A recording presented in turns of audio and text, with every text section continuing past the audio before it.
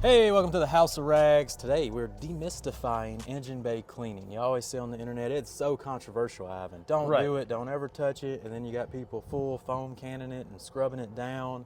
And there's older cars and there's newer cars. So today, with Ivan's help, we get straight to the point, no BS, how to clean an engine bay, how to do it safely, and how to make it look pristine. Right. So, kicking things off, Ivan, why aren't we worried about engine bays getting wet?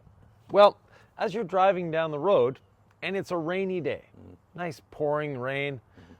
Hopefully you have something on your windshield that you don't need to use your wipers. Definitely. But as you're driving through the rain, water is going in through the grill, through the radiator, the water hits the fan, and gets spread everywhere in this engine compartment. So water's not a concern. Now, Jamie, you've got the leaf blower there. Got the leaf blower. The reason for the leaf blowers, we have leaves. We have some good foliage, Ivan. It looks like, we got squirrels and acorns and... Yes. So in detailing, sits under a tree. We're actually going to be using a leaf blower for its designated purpose. Blow leaves. Yeah. And So foliage. off you go. All right, we I want like to do that before we get it wet. Yep.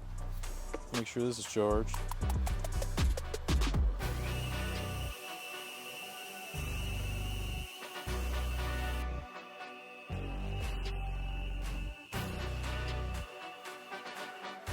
We have pine needles, we've got acorns, we got leaves. We got a nice conglomeration here. All kind of junk wedged in there. Like what kind of... Oh, we got acorn there? Something. Yeah. But, all right, what's next? Next step, we have all clean, diluted 15-1, so 8 ounces to a gallon. Yep.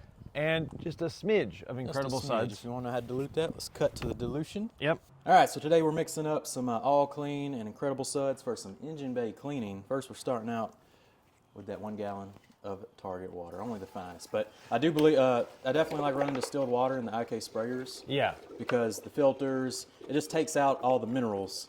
Right. It just gives you the water for dilutions, and it makes the chemicals work a lot better. Yeah. Now, for the all clean, people have always wondered, how do we measure it? You don't have a measuring cup around. Like me. You have a foam cannon. Got a foam cannon. You can use the foam cannon, and it's got these nifty little measurements on the side here. Yeah. So what we want is 8 ounces, or 250 milliliters. Okay. So if you can hold that there, sir. Got it. And Jamie just put his hand right on where the measurements are. You know it. There we have 250 mils. 250 mils, so 1 gallon distilled water. Yep. 250 mils of all clean. Right down the barrel. Get every last drop. And we'll say half a glug. Here you go. Ivan doesn't like my glugs, so. No, sir. 1 good glug of incredible suds. Boom. That was a good glug, so 2 thumbs up for me. There you go. And there you go, everybody. That's how you can fill up your IK sprayer and have maximum efficiency with it, like I said, that distilled water. Yeah. If you don't want to do that, you can use tap water, but just know your filter is going to need to be changed pretty often. Yes, unfortunately. Let's get to some engine bay cleaning. So you'll know how to properly dilute it in your IK sprayer. Got it all mixed up. Right. When using the IK sprayer, always make sure that you're seeing green here, because if you're seeing red, you don't have enough pressure to properly foam. Yeah. Now this one isn't the E version. If you have the E version, it's even more fun.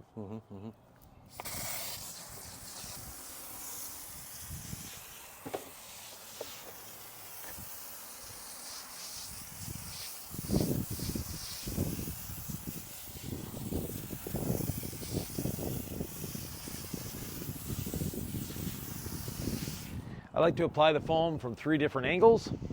That way I get everywhere that I can see. Good tips, good tips.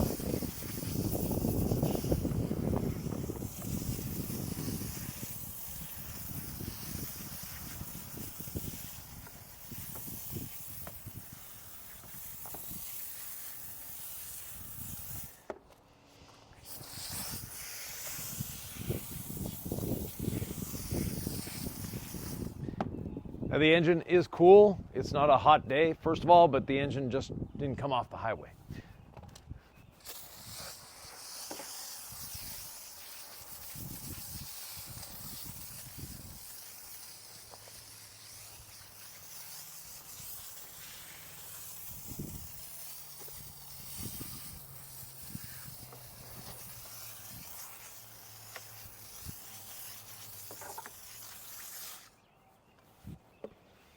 Next step, let it dwell.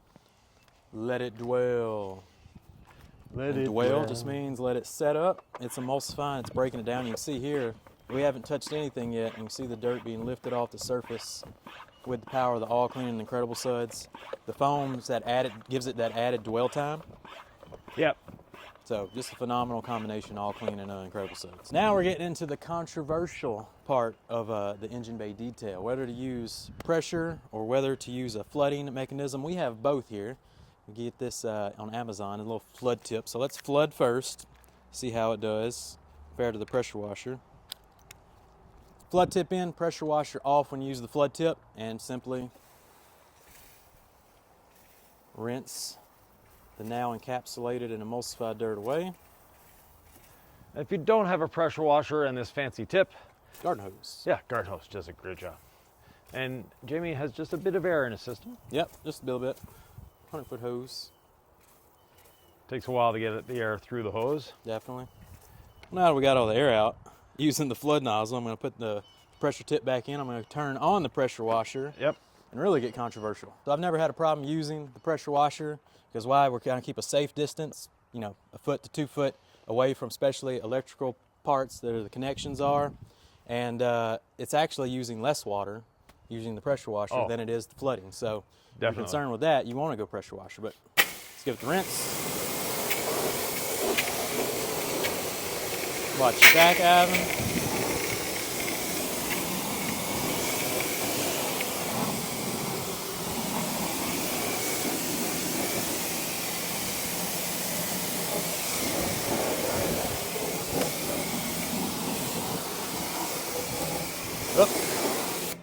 Washer fluid. Cap wasn't on there too tightly.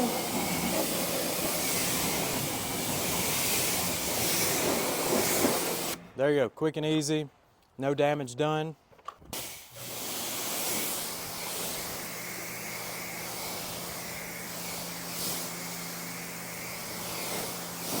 Definitely want to wash your vehicle after doing the engine bay, because you're going to have soap and all clean and water flying everywhere. Yeah, exactly.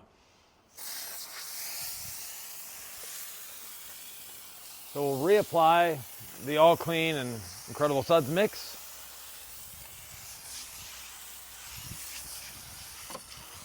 Now, if you do this on a regular basis, you don't really need to do this second portion, because the all clean will have done exactly what you needed to do. Yeah, that first step would have it back good to go if you have that base layer of kind of protection applied,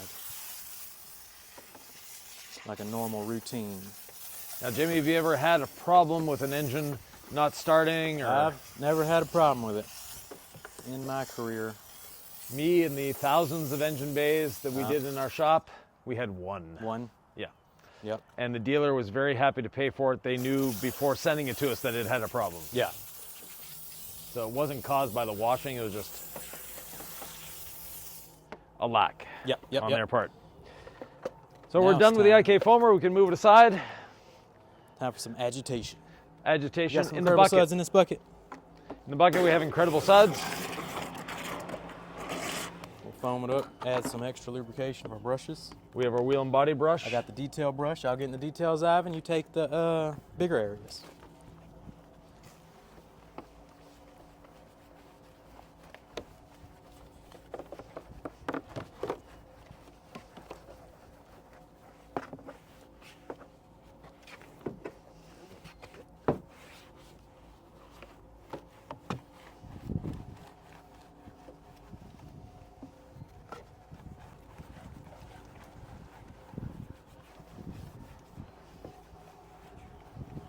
So Jamie, how are you liking the official DIY red gloves?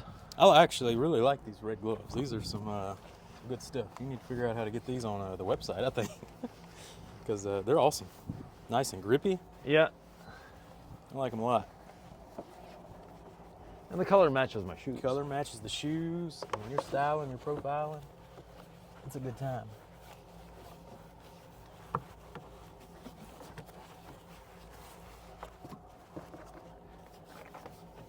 Here where your big brush probably can't fit. And no, we're not going for a concourse level detail here. No. We're just making it clean, making it look good. Yep. Your mechanic will be happy. You'll be happy with the next oil change. Yeah. Yeah, if you do your own work, you'll definitely enjoy it. If you're paying someone else to do your oil changes, etc., they'll enjoy it as well. But you'll still be left with that greasy handprint on Yeah. the hood every time. All right. Not all mechanics do that. Come on. There we go. Now at this point, Rinse again, again. it can be flooded or pressure washed off. Both will do the job.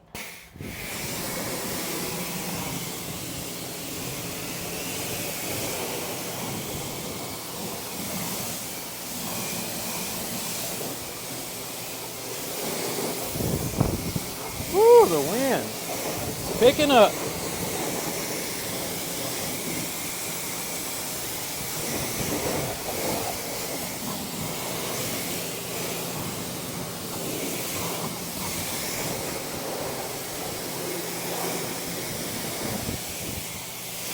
Rinse the all clean off the windshield.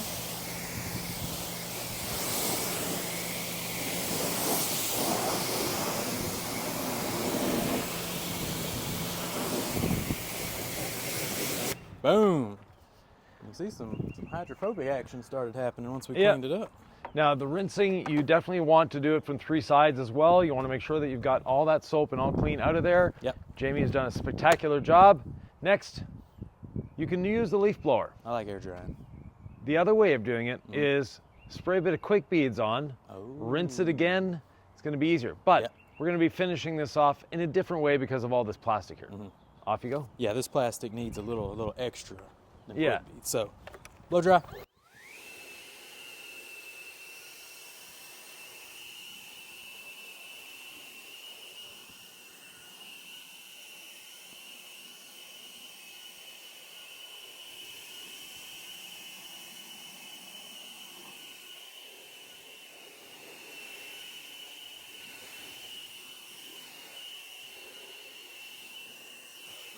Boom, good to go. Tire dressing. Tire dressing. Now, Perfect. our Cherry tire on top. dressing is water-based.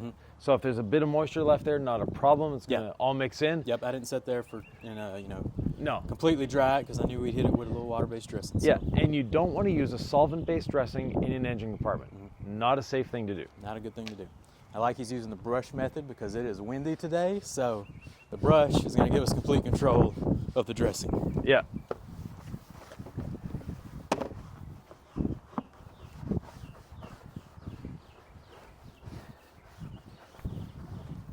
Little goes a long way.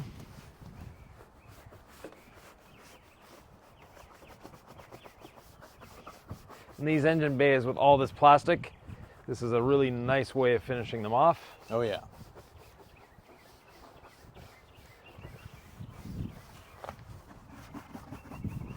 Definitely makes it look real good.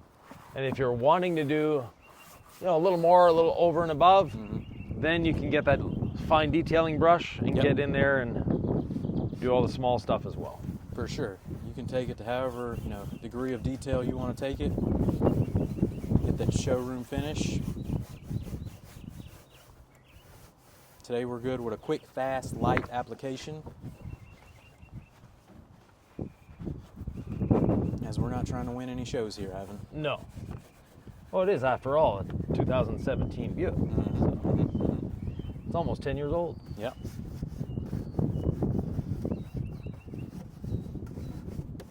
Yep, get your caps. We're looking way better now.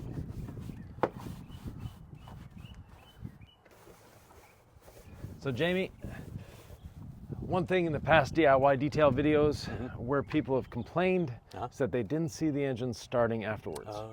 That's a good, I like that. Could you do that for us? We sir? can definitely do that. Yeah. So before we crank her up, we got a nice dirty boy towel. Found at the house. Yeah. Pass that to Ivan. Yeah, we'll just sort of level off the coating a little bit. We don't want it being too shiny. And this is plastic, it's not rubber, so it doesn't soak in the same way. This allows it to spread it just a little bit better. Areas where the brush didn't get in, because you get a little bit on the dirty boy towel. Just gives us that nice semi-gloss look. It's going to help actually keep it cleaner in the future. Once this dries, it dries to a satin feel, so it's not holding on to the dust. Yep. It's not greasy. And it's going to make cleaning in the future a lot easier. That's the goal. That's the goal. Let's see if it starts. The moment of truth. Right. Let's see what happens. Here we go. The internet is waiting. Dun dun dun. Like new. Woo! We did it, Yvan. It's alive. We pressure washed an engine bay and it cranked right up. Yeah. Can you believe it? Yes, actually I can. But some people out there don't believe it. Yeah. So there you go for the doubting Toms and Yeah.